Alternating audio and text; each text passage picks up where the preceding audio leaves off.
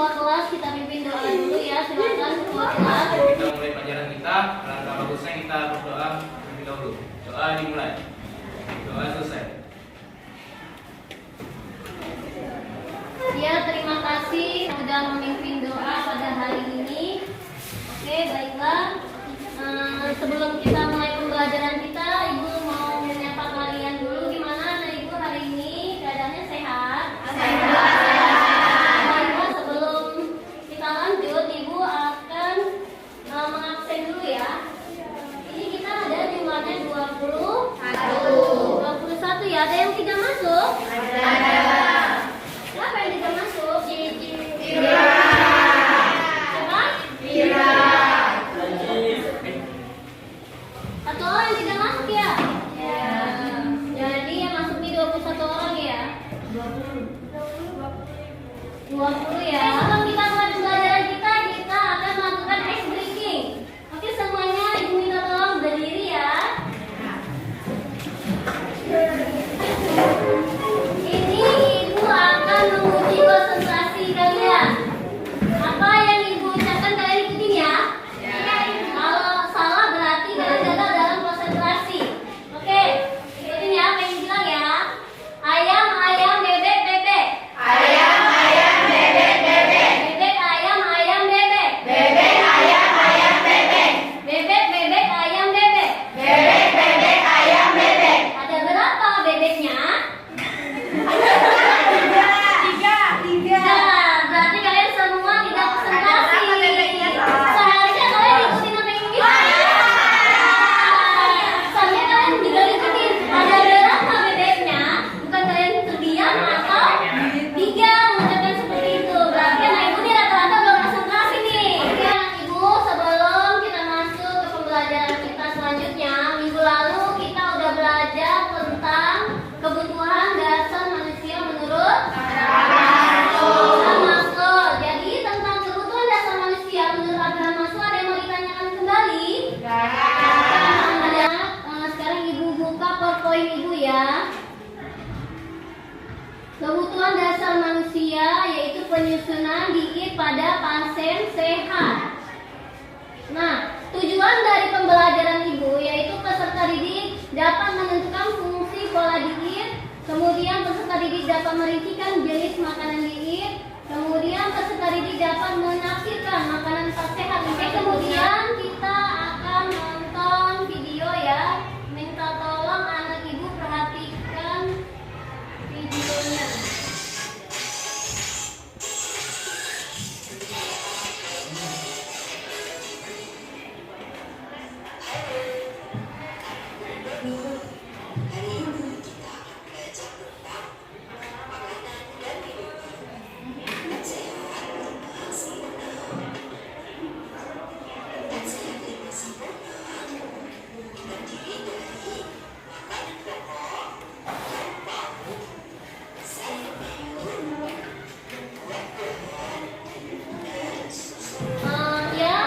Baiklah, tadi anak Ibu telah melihat video terkait tentang gizi sehat. Sekarang kita masuk ke PowerPoint kita. Tolong Rani untuk membacakan PowerPoint kita. Pengertian diet. Diet memiliki arti sebagai pengaturan pola dan konsumsi makanan serta minuman yang dilarang, dibatasi jumlahnya, dimodifikasi atau diperoleh dengan jumlah tertentu untuk tujuan terapi penyakit yang diderita, kesehatan atau Terima kasih. Ibu akan menjelaskan sedikit tentang pengertian diet, yaitu memiliki arti yang sangat luas, yaitu pengaturan pola dan konsumsi makanan serta minuman yang dilarang, dibatasi jumlahnya dan dimodifikasi atau diperoleh dengan jumlah tertentu untuk tujuan terapi penyakit yang diderita. Jadi diet ini tidak sembarangan kita berikan, tetapi kita melihat dari pasien tersebut. Jadi diet yang kita berikan itu sesuai dengan penyakit pasien tersebut. Di sini ada fungsi diet. Fungsi diet yaitu menentukan 6 nutrisi utama yang dibutuhkan tubuh, yaitu karbohidrat, protein, lemak, vitamin, mineral, dan air. Jadi fungsi diet ini jelas ya, yaitu pemenuhan kebutuhan dengan karbohidrat, protein, lemak, vitamin, mineral, dan air. Nah, selanjutnya kita masuk ke perbedaan antara diet dan diet. Oke, sampai di sini ibu tidak masuk ke slide diet dan diet. Ibu mau bertanya dulu sama anak ibu. Apa itu diet? Apa itu diet? Coba, siapa yang mau mengemukakan? Iya Bu, Novi ingin menjawab. Ya, silakan Novi.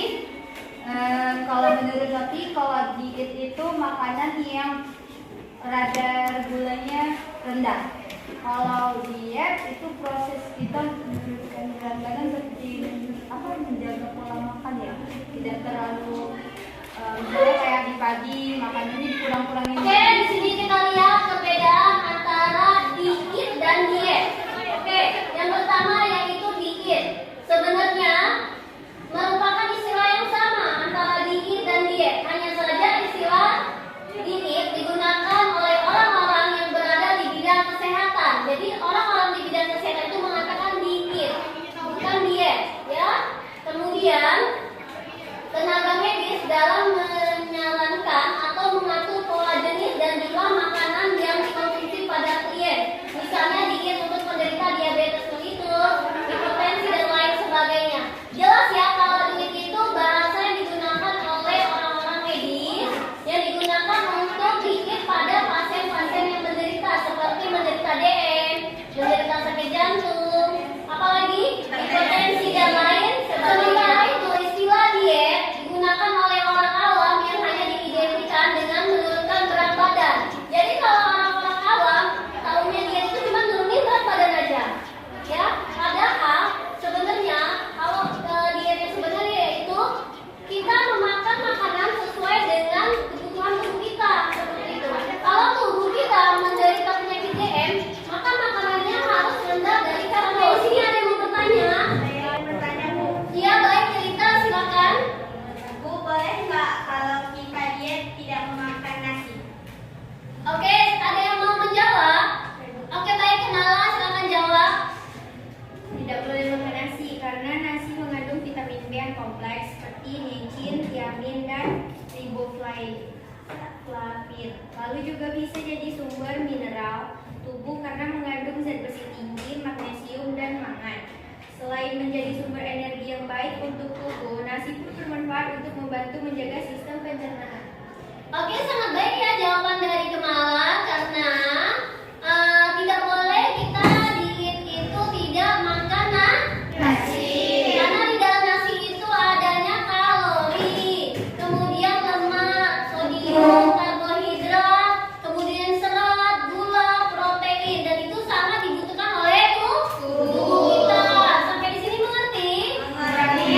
Oke, terima kasih kepada anak ibu. Materi kita di PowerPoint telah habis. Sampai di sini anak ibu ada yang mau ditanyakan?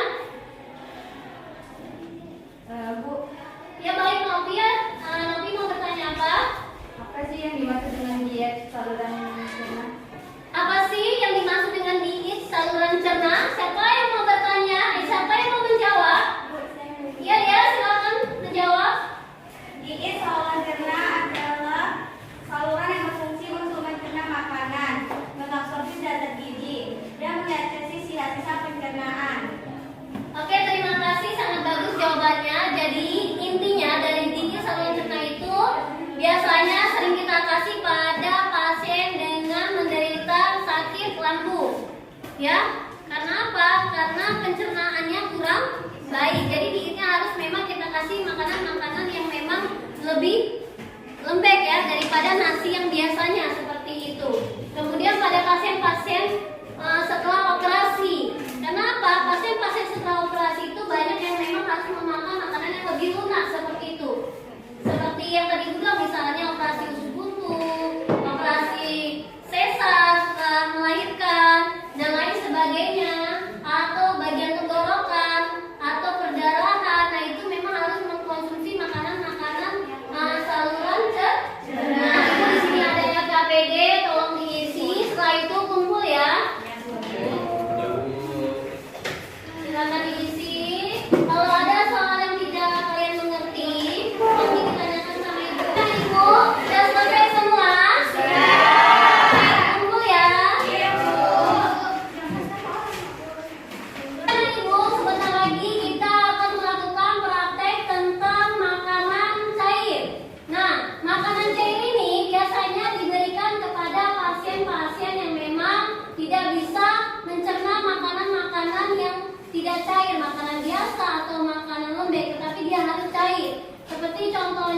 pasien yang sudah koma harus diberikan makanan melalui NGD. Atau pasien-pasien yang memang adanya operasi yang memang di bagian tenggorokannya seperti itu. Dia memang tidak bisa menelan selain makanan diet dari makanan cair seperti itu. Tetapi hari ini kita praktek mengambil sampelnya dari buah-buahan seperti itu ya. Nah, yang pertama makanan cair itu ada 3 macam. Yang pertama yaitu makanan cair jernih. Nah, makanan yang kita buat yang cair jernih itu dia bisa diterapkan kalau kita tarik gas itu tembus. Itu jernih, itu makanan cair jernih. Kalau dia kalau di gelas itu pokoknya silakan mengeluarkan bahan-bahannya.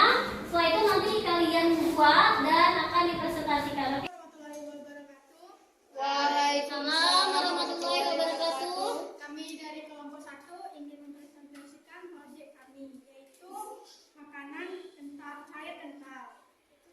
Jadi manfaat sari buah ini bagus untuk pasien yang Oke anak ibu, tadi kita sudah belajar tentang diet pasien sehat.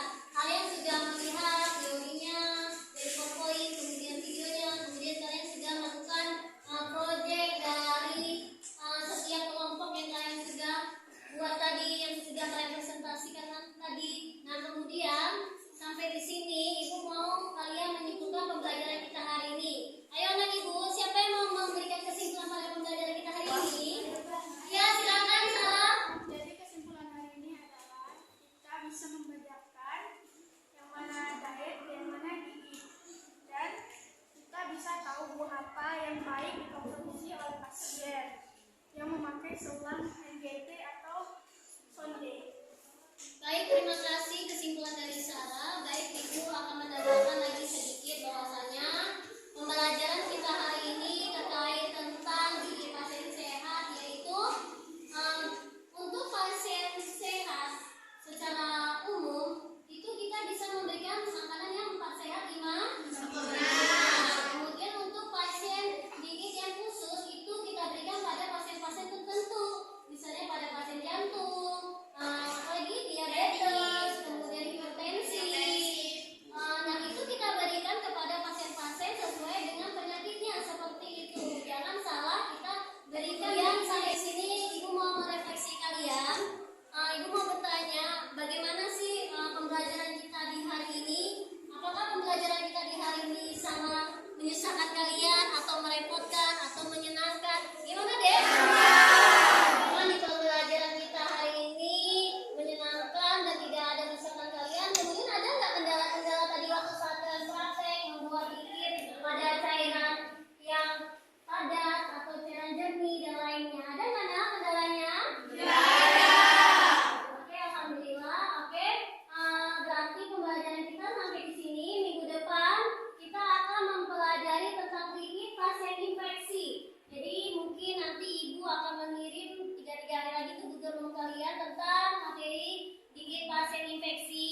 Jadi ibu mohon kepada kalian boleh kalian buka dan baca-baca. Jadi ketika minggu depan ibu masuk, materi itu sudah masuk di hati kalian sehingga ibu enak gitu menjelaskan kepada kalian karena kalian sudah sedikit membaca dari materi yang ibu kasih di Google Room. Oke, kepada